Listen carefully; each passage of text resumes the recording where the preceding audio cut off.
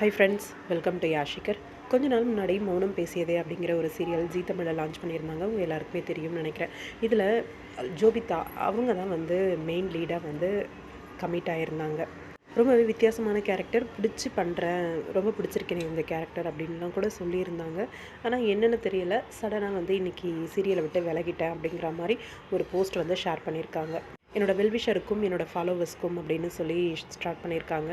அவங்க நடிச்சிட்ருக்க மௌனம் பேசியதே சீரியல்லேருந்து அவங்களோட ஃப்யூச்சரை பற்றி யோசித்து இதிலேருந்து விலகிறேன் அப்படிங்கிற மாதிரி சொல்லியிருக்காங்க. அவங்க ஆக்டிங் ரோலை வந்து மாற்றணும் அப்படின்ற மாதிரி, அவங்களோட கெரியர் சாய்ஸையும் பார்த்து செலக்ட் பண்ணணும் அப்படிங்கிற மாதிரியும் வந்து இந்த சீரியல்லேருந்து விலகிறேன் அப்படின்ற மாதிரி சொல்லியிருக்காங்க. இதுக்கப்புறம் அந்த ஸ்டோரி லைன் வந்து போகிற அந்த விஷயங்கள் வந்து எனக்கு சாட்டிஸ்ஃபேக்ஷனாக இல்லை. அந்த துளசி அப்படிங்கிற கேரக்டரோடது ரொம்பவே செல்ஃபிஷாகவும் மன அழுத்தத்தில் இருக்க மாதிரியும், கம்ப்ளீட்டாக நம்மளோட கல்ச்சருக்கு அகைன்ஸ்டாகவும் இருக்கிற மாதிரி இருக்கும் அந்த கேரக்டர். மெயின் லீடாக இருக்கிற ஒரு கேரக்டர் வந்து இந்த மாதிரி ஒரு கேரக்டரை வந்து கேரி பண்ணி கொண்டு போகிறது வந்து நல்லா இருக்காது.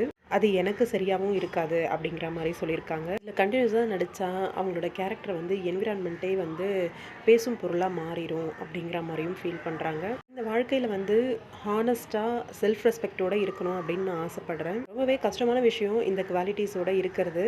அது என்னோடய கேரக்டர்லேருந்து ரொம்பவே மாறி நடிக்கிற மாதிரி இருக்குது.